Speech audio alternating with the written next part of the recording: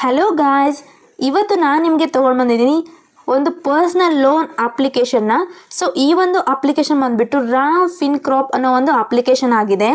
So ನೀವಿಲ್ಲಿ ನೋಡ್ತಾ ಇರ್ಬೋದು ಈ ಒಂದು ಅಪ್ಲಿಕೇಶನ್ ಐಕಾನ್ನ. ಹಾಗೆ ಈ ಒಂದು ಅಪ್ಲಿಕೇಶನ್ ಬಂದುಬಿಟ್ಟು RK ಬನ್ಸಲ್ ಫೈನಾನ್ಸ್ ಲಿಮಿಟೆಡ್ ಕಡೆಯವ್ರದ್ದಾಗಿದೆ. ಹಾಗೆ ಈ ಒಂದು ಅಪ್ಲಿಕೇಶನ್ಗೆ 4.4 ರೇಟಿಂಗ್ಸ್ ಇದೆ. ಹಾಗೆ 1 ಮಿಲಿಯನ್ ಡೌನ್ಲೋಡ್ಸ್ ಕೂಡ ಮಾಡ್ಕೊಂಡಿದ್ದಾರೆ.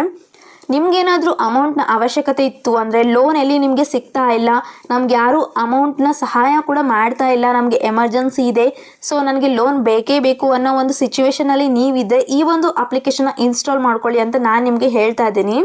ಹಾಗೆ ನಿಮಗೆ ಈ ಒಂದು ಅಪ್ಲಿಕೇಶನ್ ಬಗ್ಗೆ ನಾಲೆಡ್ಜ್ ಬೇಕು, ತಿಳ್ಕೋಬೇಕು, ನಾನು ಯಾವ ರೀತಿಯಾಗಿ ನಾನು ಅಪ್ಲೈ ಮಾಡ್ಕೋಬೇಕು ಅನ್ನೋ ಒಂದು ನಿಮಗೆ ಇಂಟ್ರೆಸ್ಟ್ ಇತ್ತು ಅಂದರೆ ಈ ಒಂದು ವಿಡಿಯೋನ ಸ್ಕಿಪ್ ಮಾಡದೆ ಕೊನೆವರೆಗೂ ನೋಡಿ. ಹಾಗೆ ನಮ್ಮ ಒಂದು ವಿಡಿಯೋಗೆ ಲೈಕ್ ಮಾಡಿ ಅಂತ ಹೇಳ್ತಾ, ನಮ್ಮ ಒಂದು ಚಾನಲ್ನ ಇನ್ನು ಯಾರು ಸಬ್ಸ್ಕ್ರೈಬ್ ಮಾಡ್ಕೊಂಡಿಲ್ಲ ಬೇಗ ನನ್ನ ಚಾನಲ್ನ ಸಬ್ಸ್ಕ್ರೈಬ್ ಮಾಡ್ಕೊಳ್ಳಿ. ಸಬ್ಸ್ಕ್ರೈಬ್ ಮಾಡ್ಕೊಳ್ಳೋದ್ರಿಂದ ನಾನು ಹಾಕುವಂಥ ನೋಟಿಫಿಕೇಶನ್ ನಿಮಗೆ ಮೊದಲಾಗಿ ಬರುತ್ತೆ. ಈ ಒಂದು ಅಪ್ಲಿಕೇಶನ್ ಪರ್ಸ್ನಲ್ ಲೋನ್ ಅಪ್ಲಿಕೇಶನ್ ಅಂತಲೇ ಹೇಳ್ಬೋದು. ಹಾಗೆ ಈ ಒಂದು ಅಪ್ಲಿಕೇಶನಲ್ಲಿ ನಾವು ಮೊಬೈಲ್ ನಂಬರ್ನ ಎಂಟರ್ ಮಾಡಿಕೊಂಡು ರಿಜಿಸ್ಟರ್ ಮಾಡ್ಕೋಬೇಕಾಗತ್ತೆ. ಹಾಗೆ ಈ ಒಂದು ಮೊಬೈಲ್ ನಂಬರ್ ಏನಿರುತ್ತೆ ಅದು ಆಧಾರ್ ಕಾರ್ಡ್ಗೆ ಲಿಂಕ್ ಆಗಿರಬೇಕು. ಸೊ ಆ ಒಂದು ನಂಬರ್ ಮಾತ್ರ ಇಲ್ಲಿ ವೆರಿಫೈ ಮಾಡ್ತಾರೆ. ಹಾಗೆ ಇಲ್ಲಿ 3 ಸ್ಟೆಪ್ಸ್ ಅನ್ನೋದು ಇರುತ್ತೆ. ಸೊ ನಮ್ಮ ಒಂದು ಸ್ಟೆಪ್ ಬಂದುಬಿಟ್ಟು KYCನ ಕಂಪ್ಲೀಟ್ ಮಾಡ್ಕೋಬೇಕು. ನಮ್ಮ ಒಂದು ಆಧಾರ್ ಕಾರ್ಡ್ ಡೀಟೇಲ್ಸ್ನ ಕೊಟ್ಬಿಟ್ಟು KYCನ ಕಂಪ್ಲೀಟ್ ಮಾಡ್ಕೋಬೇಕು. ಹಾಗೆ ನಮ್ಮ ಒಂದು ಪರ್ಸ್ನಲ್ ಡೀಟೇಲ್ಸ್ನ ಕೇಳುತ್ತೆ. ಸೊ ಪರ್ಸ್ನಲ್ ಡೀಟೇಲ್ನ ನಾವು ಕೊಟ್ಟ ಮೇಲೆ ನೆಕ್ಸ್ಟ್ ಪ್ರೋಸೆಸ್ ಬಂದುಬಿಟ್ಟು ಅವರು ನಮ್ಮ ಒಂದು ಎಲಿಜಿಬಿಲಿಟಿನ ಚೆಕ್ ಮಾಡಿಕೊಂಡು ಆಫರನ್ನು ಮಾಡ್ತಾರೆ. ಸೊ ಆಫರ್ ಸಿಕ್ಕ ನಂತರ ನಮಗೆ ಈಸಿಯಾಗಿ ಲೋನ್ ಅನ್ನೋದು ಸಿಕ್ಕೇ ಸಿಗುತ್ತೆ. ಇಲ್ಲಿ ಡಾಟಾಗೆ ತುಂಬಾನೇ ಪ್ರೈವಸಿ ಇದೆ. ಹಾಗೆ ಇಲ್ಲಿ ಇನ್ಸ್ಟೆಂಟ್ ಆಗಿ ಲೋನನ್ನು ಅಪ್ರೂವಲ್ ಮಾಡ್ತಾರೆ. ಹಾಗೆ ಇಲ್ಲಿ ಲೋ ಇಂಟ್ರೆಸ್ಟ್ ರೇಟ್ ಕೂಡ ಇದೆ ಕಂಪೇರ್ ಟು ಅದರ್ ಅಪ್ಲಿಕೇಶನ್ಸ್. ಇದರಲ್ಲಿ ಇಂಟ್ರೆಸ್ಟ್ ರೇಟ್ ಅನ್ನೋದು ಕಡಿಮೆ ಇದೆ. ಹಾಗೆ ಇಲ್ಲಿ ಇಡನ್ ಚಾರ್ಜಸ್ ಕೂಡ ಇರೋದಿಲ್ಲ. ಒಂದು ಅಪ್ಲಿಕೇಶನ್ ಅಲ್ಲಿ ನಮಗೆ ಇನ್ಸ್ಟೆಂಟ್ ಆಗಿ ಅಪ್ ಟು 2 lakhs ವರೆಗೂ ಲೋನನ್ನು ಪ್ರೊವೈಡ್ ಮಾಡ್ತಾ ಇದ್ದಾರೆ, ಪರ್ಸನಲ್ ಲೋನ್ನ. ಹಾಗೆ ಈ ಒಂದು ಅಪ್ಲಿಕೇಶನ್ ಬಂದ್ಬಿಟ್ಟು ಈಸಿಯಾಗಿ ಫಾಸ್ಟೆಸ್ಟ್ ಆಗಿ ರನ್ ಆಗ್ತಾ ಇದೆ. ಇನ್ಸ್ಟೆಂಟ್ ಆಗಿ ಅಪ್ರೂವಲ್ ಕೂಡ ಮಾಡ್ತಾರೆ ನಮ್ಮ ಒಂದು ಲೋನ್ನ. ಹಾಗೆ ಇದು RBI ರಿಜಿಸ್ಟರ್ NBFC ಅಪ್ಲಿಕೇಶನ್ ಆಗಿದೆ. ಸೊ ಈ ಒಂದು ಅಪ್ಲಿಕೇಶನ್ ಬಂದ್ಬಿಟ್ಟು ಸ್ಯಾಲ್ರಿಡ್ ಪ್ರೊಫೆಷನಲ್ಸ್ಗಾಗಿರ್ಬೋದು ಹಾಗೆ ಸೆಲ್ಫ್ ಎಂಪ್ಲಾಯ್ಡ್ಗಾಗಿರ್ಬೋದು ಸಪೋರ್ಟ್ ಮಾಡ್ತಾ ಇದೆ. ಈ ಒಂದು ಅಪ್ಲಿಕೇಶನಲ್ಲಿ ಸ್ಯಾಲ್ರಿಡ್ ಪರ್ಸನಿಗೆ ಮಾತ್ರ 100% ಸಿಕ್ಕೇ ಸಿಗುತ್ತೆ ಲೋನ್ ಅನ್ನೋದು. ಬಿಕಾಸ್ ಇಲ್ಲಿ ಸ್ಯಾಲ್ರಿ ಸ್ಲಿಪ್ ಆಗಿರ್ಬೋದು ಹಾಗೆ bank statement, salary bank statement ಕೂಡ ಇಲ್ಲಿ ಕೇಳ್ತಾರೆ.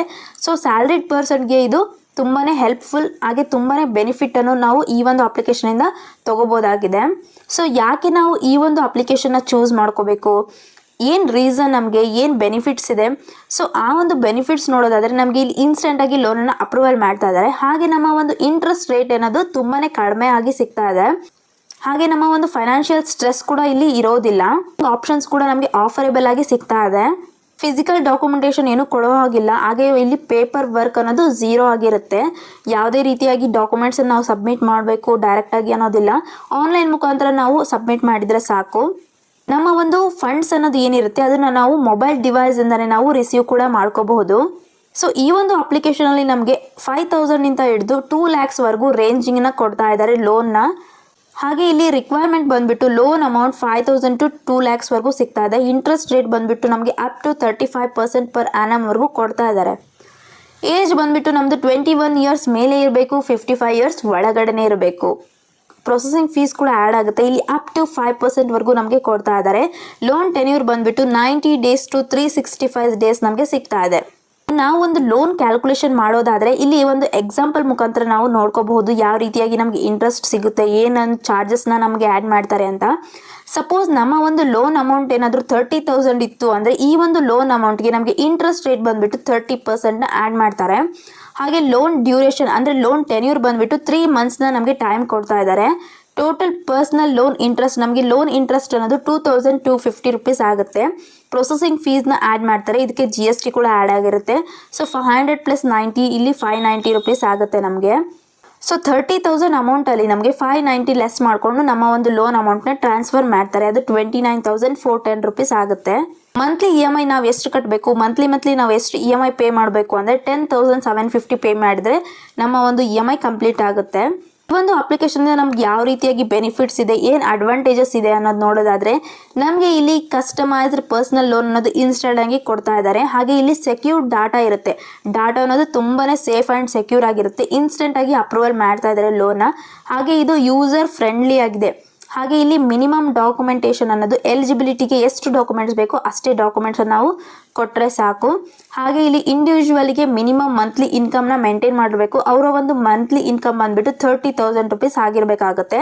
ಹಾಗೆ ನಮ್ಮ ಒಂದು ಸಿಟಿಸನ್ ಬಂದ್ಬಿಟ್ಟು ಇಂಡಿಯನ್ನೇ ಆಗಿರಬೇಕು. ಹಾಗೆ ನಮ್ಮ ಒಂದು ಏಜ್ ಬಂದ್ಬಿಟ್ಟು 21 ಇಯರ್ಸ್ ಅಬೋವ್ ಇರಬೇಕಾಗತ್ತೆ. ಈ ಎಲ್ಲ ಡಾಕ್ಯುಮೆಂಟ್ಸ್ ನಮ್ಮ ಹತ್ರ ಇರಬೇಕಾಗುತ್ತೆ. ಸೊ ಡಾಕ್ಯುಮೆಂಟ್ಸ್ ಬಂದ್ಬಿಟ್ಟು ನಮ್ಮ ಒಂದು ಪ್ಯಾನ್ ಕಾರ್ಡ್, ಹಾಗೆ ನಮ್ಮ ಒಂದು ಆಧಾರ್ ಕಾರ್ಡ್, ನಮ್ಮ ಒಂದು ಸ್ಯಾಲ್ರಿ ಸ್ಲಿಪ್ ಅಂದರೆ ಲಾಸ್ಟ್ 3 ಮಂತ್ಸ್ನ ಒಂದು ಸ್ಯಾಲ್ರಿ ಸ್ಲಿಪ್ನ ನಾವು ಕಲೆಕ್ಟ್ ಮಾಡಿ ಇಟ್ಕೋಬೇಕು. ಹಾಗೆ ನಮ್ಮ ಒಂದು salary bank account bank statement.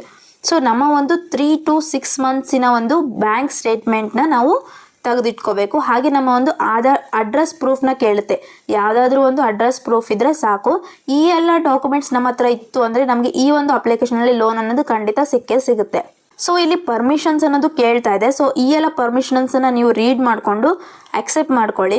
Next ನಮ್ಮ ಒಂದು ಮೊಬೈಲ್ ನಂಬರ್ನ ಕೇಳ್ತಾ ಇದೆ. ಸೊ ನಮ್ಮ ಒಂದು ಮೊಬೈಲ್ ನಂಬರ್ನ ಎಂಟರ್ ಮಾಡಿಕೊಂಡು ವೆರಿಫೈ ಮಾಡಿದ ನಂತರ OTPನ ಕಳಿಸುತ್ತೆ. ಸೊ ಆ ಒಂದು OTPನ ಎಂಟರ್ ಮಾಡಿಕೊಂಡು ಈ ಒಂದು ಅಪ್ಲಿಕೇಶನಲ್ಲಿ ರಿಜಿಸ್ಟರ್ ಆಗಿ ಕಂಟಿನ್ಯೂ ಆಗಿ. ನಮ್ಮ ಒಂದು OTPನ ಎಂಟರ್ ಮಾಡಿದ್ಮೇಲೆ ನಮಗೆ ಈ ರೀತಿಯಾಗಿ ಇಂಟರ್ಫೇಸ್ನ ನೋಡಲಿಕ್ಕೆ ಸಿಗುತ್ತೆ. ಸೊ ನಾವಿಲ್ಲಿ KYCನ ಕಂಪ್ಲೀಟ್ ಮಾಡಿಕೊಂಡು ನಮ್ಮ ಒಂದು ಪರ್ಸನಲ್ ಡೀಟೇಲ್ಸ್ನ ಕೊಟ್ಬಿಟ್ಟು ನಮ್ಮ ಒಂದು ಆಫರ್ನ ನೋಡಿಕೊಂಡು ನಾವು ಅಪ್ಲೈ ಮಾಡ್ಕೋಬೇಕಾಗುತ್ತೆ. ಸೊ ನಾವು ಇಲ್ಲಿ ಗೆಟ್ ಕ್ಯಾಶ್ ಅನ್ನೋ ಒಂದು ಆಪ್ಷನ್ ಮೇಲೆ ಕ್ಲಿಕ್ ಮಾಡಿಕೊಂಡು ಕಂಟಿನ್ಯೂ ಮಾಡ್ಕೊಳ್ಳಿ.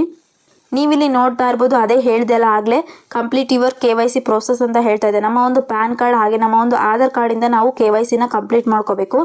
ನೆಕ್ಸ್ಟ್ ನಮ್ಮ ಒಂದು ಪರ್ಸನಲ್ ಡೀಟೇಲ್ಸ್ನ ನಾವು ಫಿಲಪ್ ಮಾಡ್ಕೋಬೇಕು. ನೆಕ್ಸ್ಟ್ ನಮಗೆ ಆಫರ್ನ ಕೊಡ್ತಾರೆ. ಸೊ ಗೆಟ್ ಆಫರ್ ಮೇಲೆ ಕ್ಲಿಕ್ ಮಾಡಿಕೊಂಡು ಕಂಟಿನ್ಯೂ ಮಾಡ್ಕೊಳ್ಳಿ. ಆ ನಂತರ ನಮಗೆ ಇಲ್ಲಿ ನಮ್ಮ ಒಂದು ನೇಮ್ನ ಕೇಳ್ತಾ ಇದೆ. ಆ್ಯಸ್ ಪರ್ ಪ್ಯಾನಲ್ಲಿ ಯಾವ ರೀತಿಯಾಗಿರುತ್ತೆ ಅದೇ ರೀತಿಯಾಗಿ ನಾವು ನೇಮ್ನ ಎಂಟರ್ ಮಾಡ್ಕೋಬೇಕು. ನೆಕ್ಸ್ಟ್ ನಮ್ಮ ಒಂದು ಇಮೇಲ್ ID ನ ನಾವು ಎಂಟರ್ ಮಾಡಿಕೊಂಡು ನೆಕ್ಸ್ಟ್ ಮೇಲೆ ಕ್ಲಿಕ್ ಮಾಡ್ಕೊಳ್ಳಿ. ನಮಗೆ ಇಲ್ಲಿ ಪ್ಯಾನ್ ನಂಬರ್ನ ಕೇಳ್ತಾ ಇದೆ. ಸೊ ನಮ್ಮ ಒಂದು ಪ್ಯಾನ್ ಡೀಟೇಲ್ನ ಎಂಟರ್ ಮಾಡಿಕೊಂಡು ನೆಕ್ಸ್ಟ್ ಮಾಡ್ಕೊಳ್ಳಿ. ನೀವಿಲ್ಲಿ ನೋಡ್ತಾ ಇರ್ಬೋದು, ನೆಕ್ಸ್ಟ್ ಸ್ಟೆಪ್ ಬಂದ್ಬಿಟ್ಟು ನಮ್ಮ ಒಂದು ವೆರಿಫೈ ಆಧಾರ್ ಅಂತ ಹೇಳ್ತಾ ಇದೆ. ಸೊ ಇಲ್ಲಿ ಡಿಜಿಟ್ ಲಾಕರಿಂದ ನಾವು ವೆರಿಫೈ ಮಾಡ್ಕೋಬೋದು ಅಥವಾ ಆಧಾರ್ OTPಯಿಂದ ಕೂಡ ನಾವಿಲ್ಲಿ ವೆರಿಫೈ ಮಾಡ್ಕೋಬಹುದಾಗಿದೆ. ನಮ್ಮ ಒಂದು ಆಧಾರ್ ಕಾರ್ಡ್ ನಂಬರ್ನ ಎಂಟರ್ ಮಾಡಿಕೊಂಡು ನೆಕ್ಸ್ಟ್ ಮೇಲೆ ಕ್ಲಿಕ್ ಮಾಡ್ಕೊಳ್ಳಿ. ನೀವಿಲ್ಲಿ ನೋಡ್ತಾ ಇರ್ಬೋದು, ನಮ್ಮ ಒಂದು ಲೋನ್ ಪ್ರೋಸೆಸ್ ಅನ್ನೋದೇನಿದೆ 20% ಆಲ್ರೆಡಿ ಆಗಿದೆ. ಸೊ ನೆಕ್ಸ್ಟ್ ಕಂಟಿನ್ಯೂ ಮಾಡ್ಕೋಬೇಕಂದ್ರೆ ನಮ್ಮ ಒಂದು ಲೋನ್ ಪರ್ಪಸನ್ನು ಕೇಳ್ತಾ ಇದೆ. ಸೊ ಪರ್ಪಸ್ ಬಂದ್ಬಿಟ್ಟು ನಮಗೆ ಯಾಕೆ ನಾವು ಈ ಲೋನನ್ನು ತೊಗೊಳ್ತಿದ್ದೀವಿ, ರೀಸನ್ ಏನು ಅಂತ ಕೇಳ್ತಾ ಇದೆ. ನಿಮ್ಗೇನಾದರೂ ಮೆಡಿಕಲ್ ಎಮರ್ಜೆನ್ಸಿ ಇತ್ತು ಅಥವಾ ಸ್ಯಾಲ್ರಿ ಡಿಲೇ ಆಗಿತ್ತು, ಪರ್ಸ್ನಲ್ ಎಮರ್ಜೆನ್ಸಿ, ಎಜುಕೇಷನ್, ರೆಂಟ್ ಅಥವಾ ಬೇರೆ ರೀತಿಯಾಗಿ ಯಾವುದೇ ಕಾರಣ ಇತ್ತು ಅಂದರೆ ಅದನ್ನು ಸೆಲೆಕ್ಟ್ ಮಾಡಿಕೊಂಡು ಕಂಟಿನ್ಯೂ ಮಾಡ್ಕೋಬೇಕು. ನೆಕ್ಸ್ಟ್ ಇಲ್ಲಿ ನಮ್ಮ ಒಂದು ಲೋನ್ ಅಮೌಂಟ್ನ ಎಂಟರ್ ಮಾಡ್ಕೊಳ್ಳಿ ಅಂತ ಹೇಳ್ತಾ ಇದೆ. ನಿಮ್ಗೆ ಎಷ್ಟು ಲೋನ್ ಬೇಕಿತ್ತು, ಎಷ್ಟು ಅಮೌಂಟ್ನ ಅವಶ್ಯಕತೆ ಇದೆ ಅದನ್ನು ಎಂಟರ್ ಮಾಡಿಕೊಂಡು ನೆಕ್ಸ್ಟ್ ಮೇಲೆ ಕ್ಲಿಕ್ ಮಾಡ್ಕೊಳ್ಳಿ. ನೆಕ್ಸ್ಟ್ ಇಲ್ಲಿ ನಮ್ಮ ಒಂದು ಜೆಂಡರ್ನ ಕೇಳ್ತಾ ಇದೆ, ಮೇಲಾ ಫೀಮೇಲಾ ಅನ್ನೋದು ಸೆಲೆಕ್ಟ್ ಮಾಡಿಕೊಂಡು ಕಂಟಿನ್ಯೂ ಮಾಡ್ಕೊಳ್ಳಿ. ನೆಕ್ಸ್ಟ್ ನಮ್ಮ ಒಂದು ಮ್ಯಾಚುವಲ್ ಸ್ಟೇಟಸ್, ಸಿಂಗಲ್ಲಾ ಅಥವಾ ಮ್ಯಾರಿಡಾ ಯಾವುದಿದ್ದೀವಿ ಅದನ್ನು ಸೆಲೆಕ್ಟ್ ಮಾಡ್ಕೋಬೇಕು. ನಮ್ಮ ಒಂದು ಹೈಯೆಸ್ಟ್ ಎಜುಕೇಷನ್, ನಮ್ಮ ಒಂದು ಎಜುಕೇಷನ್ ಏನು ಕಂಪ್ಲೀಟ್ ಆಗಿದೆ, ಸೆಕೆಂಡರಿ ಸ್ಕೂಲ್ ಆಗಿದೆನಾ ಅಂದರೆ 10th ಆಗಿದೆನಾ ಅಥವಾ below 10th, 12th, diploma, bachelors ಅಥವಾ ಮಾಸ್ಟರ್ಸ್ ಯಾವುದಾಗಿದೆ ಅದನ್ನು ಸೆಲೆಕ್ಟ್ ಮಾಡಿಕೊಂಡು ಕಂಟಿನ್ಯೂ ಮಾಡ್ಕೋಬೇಕು.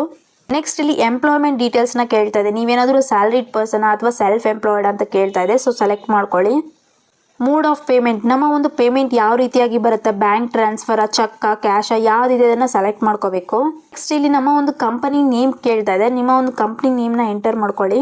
ಇಂಡಸ್ಟ್ರಿನ ಕೇಳ್ತಾ ಇದೆ, ಯಾವ ಇಂಡಸ್ಟ್ರಿಯಲ್ಲೇ ಬರುತ್ತೆ, ಹೆಲ್ತ್ ಅಥವಾ ಎಜುಕೇಷನ್, ಕಾಮರ್ಸ್ ಅಥವಾ ಅದರ್ಸಲ್ಲಿ ಬರುತ್ತಾ ಸೆಲೆಕ್ಟ್ ಮಾಡ್ಕೋಬೇಕು. ನೆಕ್ಸ್ಟ್ ಇಲ್ಲಿ ನಮ್ಮ ಒಂದು ಡಿಸಿಗ್ನೇಷನ್ ಏನು ಅಂತ ಕೇಳ್ತಾ ಇದೆ. ಸೊ ನಾವಲ್ಲಿ ಯಾವ ರೀತಿಯಾಗಿ ವರ್ಕ್ ಮಾಡ್ತಾ ಇದ್ದೀವಿ, ನಮ್ಮ ಒಂದು ಪೊಸಿಷನ್ ಏನು, ಅಸೋಸಿಯೇಟ್ ಅಥವಾ ಎಕ್ಸಿಕ್ಯೂಟಿವ್ ಅಥವಾ ಮ್ಯಾನೇಜರ್ ಏನಿದ್ದೀವಿ ಅದನ್ನು ಸೆಲೆಕ್ಟ್ ಮಾಡ್ಕೋಬೇಕು. ಇಲ್ಲಿ ಮಂತ್ಲಿ ಇನ್ಕಮ್ನ ಕೇಳ್ತಾ ಇದೆ. ಮಂತ್ಲಿ ಇನ್ಕಮ್ನ ಎಂಟರ್ ಮಾಡಿಕೊಂಡು ನೆಕ್ಸ್ಟ್ ಮೇಲೆ ಕ್ಲಿಕ್ ಮಾಡ್ಕೊಳ್ಳಿ. ವರ್ಕ್ ಎಕ್ಸ್ಪೀರಿಯನ್ಸ್ನ ಕೇಳ್ತಾ ಇದೆ. ನಿಮ್ಗೆ ಎಷ್ಟು ವರ್ಕ್ ಎಕ್ಸ್ಪೀರಿಯನ್ಸ್ ಇದೆ ಅದನ್ನು ಸೆಲೆಕ್ಟ್ ಮಾಡ್ಕೋಬೇಕು. ಮಂತ್ಲಿ ಇನ್ಕಮ್ನ ಒಂದು ಸ್ಯಾಲ್ರಿ ಡೇಟ್ನ ಕೇಳ್ತಾ ಇದೆ. ಹಾಗೆ ಇಲ್ಲಿ ನಮ್ಮ ಒಂದು ರೆಸಿಡೆನ್ಸ್ ಯಾವುದಿದೆ, ನಮಗೇನಾದರೂ ಸ್ವಂತ ಇದೆಯಾ ಅಥವಾ ನಾವು ಬಾಡಿಗೆ ರೆಂಟೆಡ್ ಇದ್ದೀವ ಯಾವುದಂತ ಕೇಳ್ತಾ ಇದೆ. ಸೆಲೆಕ್ಟ್ ಮಾಡ್ಕೊಳ್ಳಿ ನಿಮ್ದು ಯಾವುದಿದೆ ಅದನ್ನು. ಫೈನಲ್ ಪ್ರೊಸೀಜರ್ ಬಂದ್ಬಿಟ್ಟು ಇಲ್ಲಿ ನಮ್ಮ ಒಂದು ಅಡ್ರೆಸ್ನ ಕನ್ಫರ್ಮ್ ಮಾಡ್ಕೊಳ್ಳಿ ಅಂತ ಹೇಳ್ತಾ ಇದೆ. ಅಡ್ರೆಸ್ನ ಕನ್ಫರ್ಮ್ ಮಾಡಿಕೊಂಡು ನೆಕ್ಸ್ಟ್ ಮೇಲೆ ಕ್ಲಿಕ್ ಮಾಡ್ಕೊಳ್ಳಿ. ಸೊ ನೋಡಿದ್ರಲ್ವ ಯಾವ ರೀತಿಯಾಗಿ ನಾವು ಪ್ರೋಸೆಸ್ ಅನ್ನೋದು ಕಂಪ್ಲೀಟ್ ಮಾಡ್ಕೋಬೇಕು ಅಂತ. ಇಲ್ಲಿ 90% ಪ್ರೋಸೆಸ್ ಅನ್ನೋದು ಕಂಪ್ಲೀಟ್ ಆಗಿದೆ. ಲಾಸ್ಟ್ ಪ್ರೋಸೆಸ್ ಬಂದ್ಬಿಟ್ಟು ನಮಗೆ ಇಲ್ಲಿ ಎಲಿಜಿಬಿಲಿಟಿಯನ್ನು ನೋಡ್ಕೊಂಡ್ಬಿಟ್ಟು ಲೋನ್ ಅಪ್ರೂವಲ್ ಮಾಡ್ತಾರೋ ಇಲ್ವೋ ಅನ್ನೋದನ್ನ ಹೇಳುತ್ತೆ. ಸೊ ಆ ಒಂದು ಲೋನ್ ಅಪ್ರೂವಲ್ ಬಂತು ಅಂದರೆ ಲಾಸ್ಟ್ ಬ್ಯಾಂಕ್ ಡೀಟೇಲ್ಸ್ನ ನಾವು ಕೊಟ್ಟು ಎಂಟರ್ ಮಾಡಿಕೊಂಡು ಕಂಟಿನ್ಯೂ ಮಾಡ್ಕೋಬೇಕು. ಸೊ ನೋಡಿದ್ರಲ್ವ ಯಾವ ರೀತಿಯಾಗಿ ಲೋನ್ ಅಪ್ಲೈ ಮಾಡ್ಕೊಳ್ಳೋದು, ಏನೇನು ಡಾಕ್ಯುಮೆಂಟ್ಸ್ ನಮಗೆ ಬೇಕಾಗುತ್ತೆ ಈ ಒಂದು ಅಪ್ಲಿಕೇಶನಲ್ಲಿ ಅಂತ. ನಿಮಗೂ ಕೂಡ ಇದೇ ರೀತಿಯಾಗಿ ಲೋನ್ನ ಅವಶ್ಯಕತೆ ಇತ್ತು ಅಂದರೆ ನಾನು ತೋರಿಸಿರುವಂಥ ಒಂದು ಪ್ರೋಸೆಸ್ನ ಫಾಲೋ ಅಪ್ ಮಾಡಿಕೊಂಡು ಲೋನ್ನ ಅಪ್ಲೈ ಮಾಡ್ಕೊಳ್ಳಿ. ಇದೇ ರೀತಿಯಾಗಿ ನಾನು ನಿಮಗಾಗಿ ಹಲವಾರು ಅಪ್ಲಿಕೇಶನ್ಸ್ನ ಜೊತೆಗೆ ಬರ್ತೀನಿ. ಅಲ್ಲಿವರೆಗೂ ಬಾಯ್.